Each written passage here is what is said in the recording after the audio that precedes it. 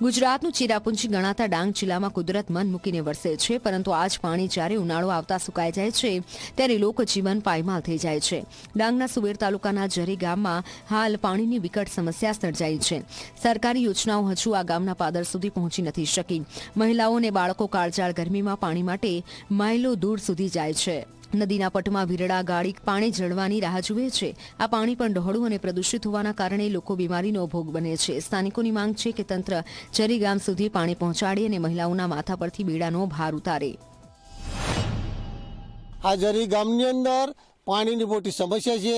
આ સમસ્યાને હલ કરવા માટે અમે ઘણી કોશિશો કરી, સરકારને વિનંતી કરી, પાણી પુરવઠા સુધી અમે અરજીઓ કરેલી છે, છતાં પણ અમને કોઈ યોજનાની લાભ મળ્યો નથી।